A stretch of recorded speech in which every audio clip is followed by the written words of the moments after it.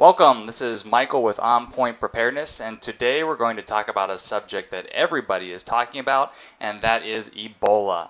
And to talk to us about it is someone that really needs no introduction. He's a household name among the preparedness community, and that is Dr. Joe Alton, otherwise known as Dr. Bones. He is the author of the Survival Medicine Handbook, and he also owns and operates the Doom and Bloom website. Joe, pleasure to have you on the show. No, I'm glad to be here, Michael. Thank you very much for inviting me. Oh, no problem. Thank you for coming on. So, Ebola crisis in the U.S. has been, right around a month, right? I'll And say. Yeah. yeah, right about a month. And I think right when it first came out, in the days and weeks of the crisis hitting America with patient zero in Dallas, there was just information overload. You had a little bit of good information, you had a ton of misinformation, and then you also had some disinformation propaganda thrown in there as well. And so, while it's pretty safe to say that Ebola is here to stay because the saga continues in New York, I think we've reached a point where things have calmed down a little bit. We can have a nice rational discussion, get some good information out there to our viewers, and have a practical approach to what people in the preparedness community can do about it. So my viewers know that I've had 10 years experience in microbiology. Yourself with your Survival Medicine Handbook and all your criteria and experience there, have a great conversation. I think it'll be terrific. All right. So let's start out with, sort of bracketing this out, the symptoms. Just very basically, what are the symptoms of Ebola? Well, once you reach a certain viral load, as we say, you begin to have symptoms that look a little bit like the flu. I mean, you develop a fever, you have chills, aches and pains. You will develop perhaps some malaise. You'll have nausea and vomiting, of course. As things progress, you may develop diarrhea. And later on in the late stages, you'll start having symptoms that relate to the loss of clotting factors or dysfunction of clotting factors in the blood. And so a percentage of people will have bleeding, let's say, under the skin. They'll have bloody diarrhea. They could bleed from various orifices, nosebleeds. They could bleed from their eyes even, or from their gums. This is something that we'll see. Now, there are also central nervous system issues as well. Some people develop seizures, and in general, I would say what happens to people is that they begin to have organ failure, and multiple organ failures as well. Believe it or not, most people that have Ebola don't actually die by bleeding to death. They die because their kidneys stop functioning, or their lungs fill up with fluid. These are the types of things that kill the majority of Ebola patients. And you actually said a couple key words there. You said some patients. And so, if we think about any medical disease, no two humans are the same in terms of their symptoms to the same disease, right? And Ebola is nothing special. You may have some people with nervous issues or nervous system issues. You might have others that have a low-grade fever as opposed to a high-grade fever. Is that on target to say that the symptoms may be varied in each case? Very much so, Michael. You know that there are probably 30 possible symptoms or more that you could get with Ebola, yet everyone will, by the way, that includes things like hiccups, reddening of the eyes. Many people will exhibit a dark red coloration on the palate of their, on the roof of their mouth. And these are symptoms that you'll see with Ebola, but not everyone gets every single symptom. People will present with a subset of these symptoms. I think fever would be very, very common, and probably just about everyone will have that, but some of these other symptoms may only occur in a percentage of people. Bleeding, for example, occurs in approximately 50%. Okay. And so, I think it's pretty safe to say, just like you said in the beginning, that it's going to be like flu-like symptoms that make up the majority, right? Absolutely, and Okay. this is one of the big concerns, is that it's very difficult to tell an Ebola patient, an early stage Ebola patient, from someone who has the flu and perhaps someone who even has malaria, which is, as you know, endemic or commonly seen in the epidemic hot zone. All right. I do want to touch on that point again because there is a very fine line with human safety and civil liberties in terms of protecting us versus quarantine and so-called martial law, which people think this will bring. And I do want to touch on that, but I want to stay with the symptoms just a little bit more because I know the viewers have a couple additional questions. And one is, we all know there's this infamous 21-day incubation time, which they say is needed for you to develop symptoms and become infectious. But what we're seeing is that it's not so clear and cut as that. There's a bell curve, if you will, and while maybe the majority of people will start exhibiting symptoms and be contagious at 21 days, you may have people, on the tail end of 45 days before they become symptomatic. Is that right? No, I'm glad you mentioned it. If you start to get Ebola symptoms probably about 2 weeks after you are exposed. But when those symptoms actually occur, and what the incubation period is, or the period of time before you actually show symptoms, is very variable. I would say that the high end of the bell curve, as you mentioned, is probably at about 8 to 10 days. But 95% of people will have symptoms by the 21st day after exposure. Now, it's 95%. That means if you take 95% of 10,000 cases, that means probably 500 cases actually go outside that 21-day period. And so, yes, indeed, there are circumstances where people can actually exhibit symptoms outside the 21-day incubation period. Also, with regards to quarantine, as you mentioned, once someone has exhibited symptoms, then all of those contacts begin the clock over, so to speak, and they have to be watched for 21 additional days. Right. And so this is something that is a big issue, and quarantine is really one of the biggest, I guess, controversies in the news right now with regards to the disease.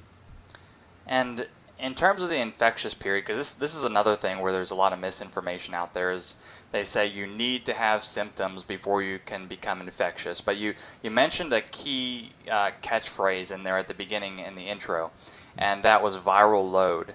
So we know that Ebola is transferred between people via fluids. If you're starting out at the lower threshold of the viral load, does that mean if you get blood on you, you can catch it even though the person's asymptomatic, and then maybe as that viral load increases, does it move into more prominent body fluids like diarrhea, vomiting, tears, sweat, saliva, so on and so forth? Well, blood, vomit, and feces, as well, I think, as well as urine, will have the highest viral load, quote unquote, of all the bodily fluids that you've mentioned. And I think that it's a very good question as to how much of a viral load is necessary to begin to have symptoms. I think we're learning that I think we don't know a lot about this disease, even though it's been around for about 40 years, and our top health officials will tell you that we know all about it. But I think it's very interesting that some cases are difficult to ascertain exactly, how the disease was transmitted to a particular case. So I think that there's still some questions with regards to that. But right now, the guidelines indicate that the viral load is not heavy enough unless you have symptoms to be able to transmit the disease. Gotcha. Okay.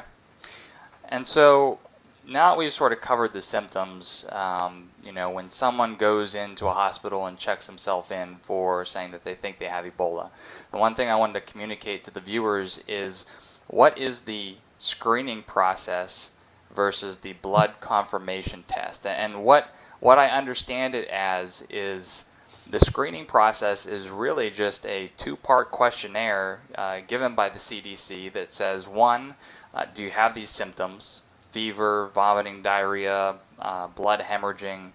And then the second criteria is, have you recently traveled from West Africa in the last 21 days. And is it true that if you don't meet those two criteria, you could be sent home, like in the patient zero Dallas case? Or do the hospitals have some mechanism of testing? Because when I look at a biosafety class 4 organism, which Ebola is, and it's one of the high risk pathogens, I think there's only maybe 14 or a handful of labs, including the CDC, that can actually handle and test that and make the blood confirmation. Yeah, you're absolutely right with regards to that. I saw a map of those 14 sites just recently, as well as a map of hospitals that are considered to be acceptable for transfer of Ebola patients. Actually, last week that was only 4 hospitals, one in Montana, one in Nebraska, the CDC in Atlanta, and the NIH in Maryland. But now they've actually assigned 8 hospitals in New York City, that in the New York City area, that appellation, and 4 in let's see, 3 in Colorado, and now 4 in Illinois, near in the Chicago area. So certainly, we have a big issue with regards to getting these lab tests to really confirm whether there is indeed Ebola in a patient or not. But the FDA has actually approved the test that theoretically will give us results in 2 hours. And that, I don't know if that test is now readily available, but that is the future of Ebola, is that we will have less uncertainty with regards to it. Now, as to the screening process, you mentioned the questions that are asked of patients, of travelers rather, from the perhaps from the Ebola zone, or anyone really who presents with a fever. I think that those are 2 very important questions to ask, but I think that we're going to have a lot of difficulty catching everyone with just such a minimal screening Right. paradigm. I mean, just thinking off the top of my head, again, alluding to civil liberties versus human safety, let's just say we take that screening process and we just hatch it off number 2, because we realize that people from West Africa are not the only source. Now we're transmitting between people within the United States. And so what we're left with is a screening process that has symptoms very similar to flu. Like you said, that can create a lot of havoc, because you have this bottleneck, right, with the 14 or so labs that can only do the confirmation testing. People have to be quarantined until that test comes back. That just spells pandemonium to me, coming this winter all the way up through February, where you're going to have a lot of people thinking that they have Ebola, but really it's the flu or just some other virus. Interestingly enough, the flu is going to kill a lot more people than Ebola this winter, and I believe it's H1N1 again, the swine flu. And Amy's daughter, as a matter of fact, recently went through a very severe flu episode of the flu, and a lot of the students at Florida State University, where she's going, where she's a student, have had it as well. So it's an early. So far, it's a relatively early flu season, and I think it's going to be one of the worst. And when you think about all the people that are going to show up at emergency rooms with symptoms that could be early Ebola, I think we're going to have daily news reports about someone in this city that's being evaluated for Ebola, someone in that city being evaluated for Ebola. I think it's going to be a continuous stream of panicked news reports. Yeah, I see the saga continues, right? Indeed, it does. Yeah. It rages on. Yeah. So let's talk about transmission here, because this is one of the things that really irked me when the CDC came out. Their front line was, everybody relax. It's spread by physical contact. It's not airborne. And in one of my articles, I'm not sure if you read it, was I made a comparison between norovirus, which is responsible for a large majority of hospital infections. It has symptoms of vomiting and diarrhea. It accounts for, I believe, 60% of hospital infections. when the hospital gets so contaminated that they have to shut down. I think norovirus was responsible for 65% of hospital ward closures. And the whole point I was making here is it's not airborne. Also, take cruise ships. When you hear all the sick passengers on a cruise ship and the cruise ship gets docked because they have to basically disinfect the whole thing, a large majority of that is norovirus. And so when I see the CDC coming out and saying it's not airborne, relax, I'm looking at norovirus and I'm saying, I'm feeling sort of uncomfortable. What are your thoughts on that? I believe that the CDC makes a lot of statements out of political considerations as opposed to public health and safety. And I'm sure that as individual people that they're very good people and good doctors and all that. But I believe it's difficult for our top health officials to completely shed the mantle of politics. I believe they're, Mm-hmm. yeah, I guess if to reach that high level, perhaps in a government agency, even a health agency, perhaps you need to have a little politician in you. And Yeah. when that happens, then those political considerations will color the statements that you make and declarations that you make, and even the public policy. And sometimes, and especially from the standpoint of health, I think that that can be extremely dangerous. Yeah. There's definitely a lot of politics going on with this one. So, hey, let me ask you another question just about transmission. You know, they say it's transmitted by fluids, and we know some of the big ones, which we've already talked about: diarrhea, vomiting, feces, blood, saliva.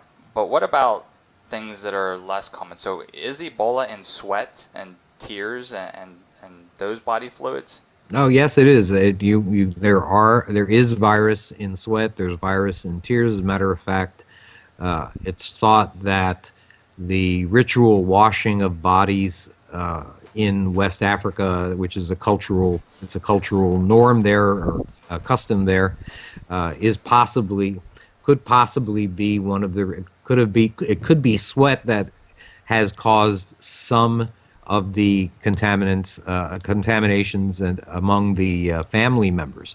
Now, I believe that sweat is has a lesser viral load than the other ones that I mentioned: blood, vomit, feces, and I believe perhaps there is a degree of infectivity of different bodily fluids dependent on what the fluid is. Right. And so, thinking about common fluids that people might get contaminated with, I'm thinking definitely sneezing and saliva. That's a big one. Sweat, possibly, but like you said, we're not sure of the viral load in sweat.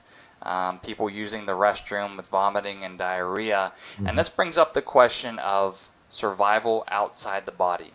And, you know, beginning like a month ago, CDC said this is a very fragile virus. It only lasts a couple hours on a hard surface.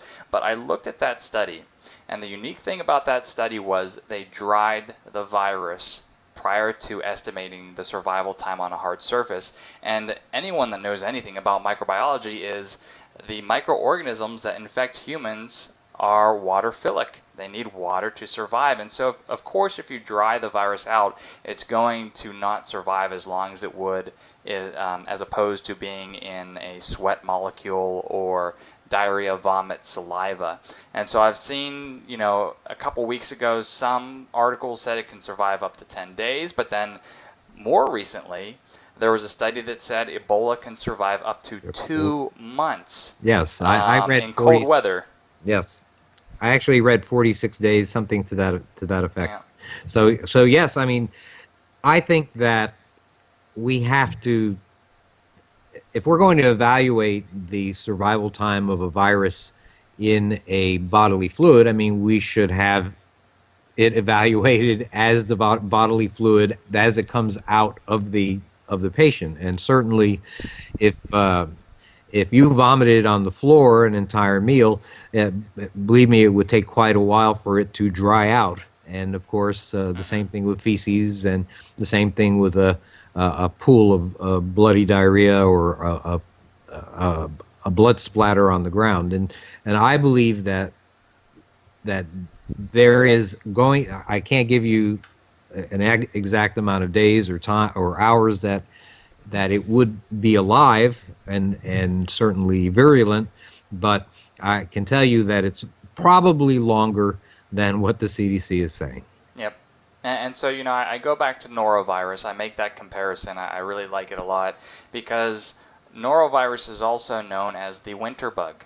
It survives longer on hard surfaces, up to a couple weeks. We just had that study that came out that said Ebola can now survive up to 2 months on cold surfaces.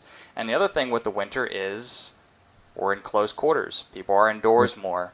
It's also the shopping season. And so while I don't think everyone needs to panic and freak out about this, I do think that this is something that needs to be kept on the radar. Would you agree with that?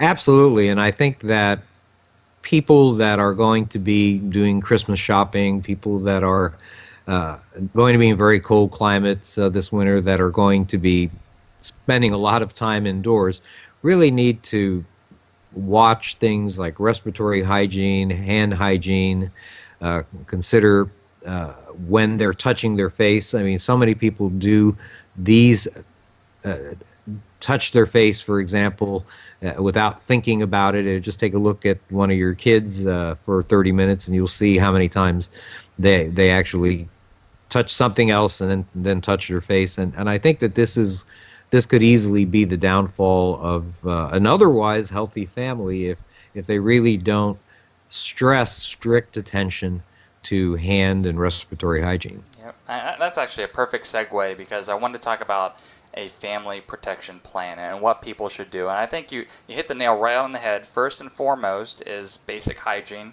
I'm going to flash a picture up on this YouTube video because I have some Petri plates where I've handled chicken and I plated my hands before hand washing and after hand washing. And even after hand washing, singing your ABCs, there's still bacteria on the surface of your hands. So you really need to be conscious about your general hygiene, making sure you wash your hands thoroughly, but also, the disinfection procedure around your house. So the common disinfectants that we have say 99.9% efficacy, but what I've come to realize is that testing is all done on hard surfaces.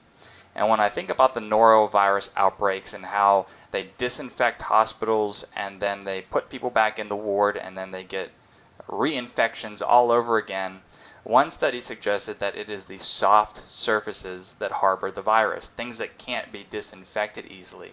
So we're talking about carpet, we're talking about clothes that can't be bleached, furniture. I'm curious what your Absolutely. thoughts are on that.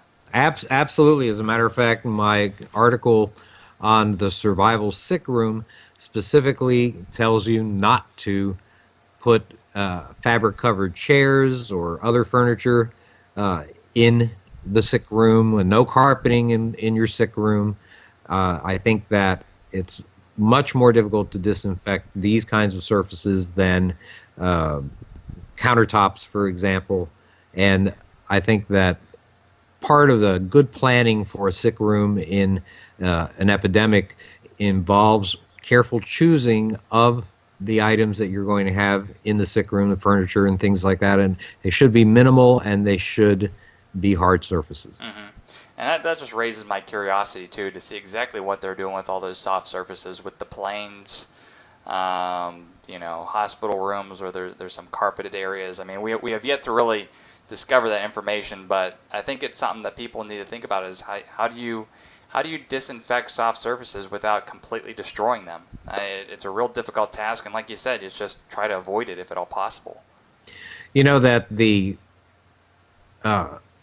protocol for disinfecting a mattress that has been used by an Ebola patient, and of course, may have diarrhea or blood or other bodily fluids on it, involves actually soaking the entire mattress until it is wet on both sides, Wow. and actually having it dry in the sun for about a week. So I personally tell people that you should go to your local hardware or Home Depot or whatever Lowe's, whatever store like that you might have in your area, and buy a lot of plastic sheeting. It's very inexpensive. You can get probably 100 feet for $4. I think that's what it cost me. And this is something that should be placed over your sick room bed. It should be perhaps if you have certainly if you have carpeting, it should be placed over the carpeting completely so that there's no risk of these soft surfaces being contaminated, because it's going to be heck uh, to get it totally decontaminated. Right, right. And so what would you recommend? So that takes care of like your sick room, but what would you recommend in terms of PPE? And I'm referring to personal protective equipment for those that don't know the acronym. Well, you know that the guidelines for that have been so fluid that they've just changed every few days it appears. Now, we did a video for the London Daily Mail, which is a newspaper, and I think Mail Online is their .com is their their website, and we showed basically what you're required to do in these days, and if you're going to follow the CDC guidelines. And the CDC guidelines essentially tells you that you should be using alcohol-based hand sanitizer between each step when you doff or remove your personal protection gear. Exactly. Now, the stuff that and that I think makes a lot of sense. Now, what you're going to need is you're going to always need to be double gloved. That means have two pairs of gloves on, one over the other. You're going to need a coverall of some sort that's going to make sure it will cover your necks. Many of them have hoods that go along with it. There are hoods that are separate that you place on top of your head that cover your shoulders. I would put in the video I used an apron as well that covered essentially the entire front of my body. Now, and that's the area that's going to be contaminated. The back of your head, the back of your back is going to be the least contaminated areas that you'll have. So you want to have that apron covering the entire front. And one thing that I think is important, I actually put on the coveralls, Tyvek and Tychem coveralls, and I had somebody hose me down with water. And in the seam areas, there is indeed fluid that does get through. So that apron, I think, is a very, very important to have. Now, one of the changes that has occurred recently, or there actually have been a couple of changes, but one of the main changes that has occurred is now they're recommending, instead of goggles, to have a face shield, something that covers your face all the way back to your ears, or right where your ears start. And that is one new thing. So a face shield, perhaps instead of goggles, might not be a bad idea. We're currently retooling our pandemic kit to meet the current guidelines. And in addition, they are recommending that anyone that deals with an Ebola patient must have a powered air purifying respirator. Now, having looked at these on Amazon and other places that sell, or companies that actually sell these things, I mean, we're talking about $1,000 investment. And this is going to be just plain old out of the reach of the average person. And I mean, think about the N95 masks. The N95 masks are about 65 cents each. There are N100 masks that filter out 99.7% of particles above a certain size, but they're 15 times more expensive than the N95. So the average person is probably going to be able to afford N95s and not much else. So the important thing with your N95s is you should know that it is considered to be acceptable for an early Ebola case, and while there is modern medicine available, assuming that everything hasn't gone all to heck, that you make sure that your patient is transferred to a high-level containment unit before they go on to the mid or late stages of the disease. Also, I have duct tape, and the reason why I have duct tape is because when you stretch, you can see me stretching, sometimes it's possible for there to be a gap between your sleeve, depending on the size of your coverall, and the end of your glove. And so I duct tape my Yep. edges of my gloves to the sleeve and to prevent that from happening. And so I demonstrated that on the video today, as a matter of fact. Yeah. Um, I think the real takeaway message here, I mean, regardless of what you purchase, it's not just buying it and tucking it away in your storage cabinet for a rainy day when Ebola comes to your city. I remember my days in sterile pharmaceuticals where we had to gown to protect the product from the bacteria on ourselves. And that process was a grueling 15 to 20 minutes, and there had to be qualifications on that. And, I just really want the viewers to know is if you go and purchase this stuff, great, go ahead and do it. But recognize, just with all preparedness equipment, you have to know how to use it. there's such a learning curve with regards to this that I almost can't imagine there not being accidental exposures from time to time, even if you know how to do it. Now, you have to remember that in West Africa, for example, there's been a great Ebola has been extremely harsh on healthcare workers, and the reason why that is because they're putting all this equipment on in 100-degree weather, and I read somewhere that the average upper length of time in which the people can actually deal with this issue with these coveralls and all this gear in place is about 40 minutes. Wow.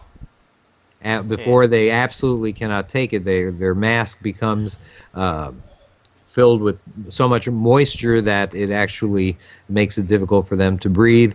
They're hot. They're overheating. Some have developed heat exhaustion, and even health professionals, in my opinion, are going to be at significant risk for accidental exposures at least until they get through a learning curve, and then they'll be safe only if they never let their guard down. Everybody who puts on personal protection equipment must have another person there observing them for accidental exposures from errors in putting on or mostly taking off the contaminated gear. Yep, excellent point. Yeah, you brought back some memories when we were in our clean rooms. They were actually cold, and we were still sweating like mad. So I can't even believe what they're going down, or what they're dealing with down there in West Africa.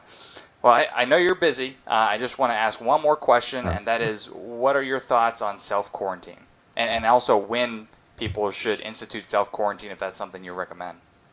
I think that people should have a very high index of suspicion with regards to people that are having symptoms of any type that have been to the hot zone in West Africa. I think that healthcare workers should self-quarantine for 21 days. Honestly, I wasn't so much against mandatory quarantine. There's certainly the issue of fairness to these people, and I believe that they should be treated well. I believe that if there are financial losses involved, that we should consider helping where help is needed. But the argument that I've heard is that, and this is coming directly from the CDC, is that if we institute quarantines on health workers coming back from the epidemic zone, that these people will not want to volunteer. Now, let's talk about that for just a second to finish up. These people are volunteering to handle the feces, vomit, and blood of someone who has a highly contagious, deadly disease. Do you think that spending 21 days in quarantine really is worse than doing what they have signed up to do? Right. Fair point. That's my feeling with regards to it. Despite that opinion, I do want to say that people that go to the epidemic zone to care for Ebola patients are brave without measure. They'll never have to prove their courage in any other way to me. And I believe that we should do everything possible to help them in their job. We have, I think, in the United States, a humanitarian imperative to help where help is needed, and these people in West Africa are in desperate need of our help, and we can only hope that we might be able to one day contain this deadly disease. Yep, couldn't agree more. Well, Dr. Joe Alton, thank you very much. It's been a pleasure. As always, thank you very much, Michael, for having me. No problem. Thank you for watching On Point Preparedness.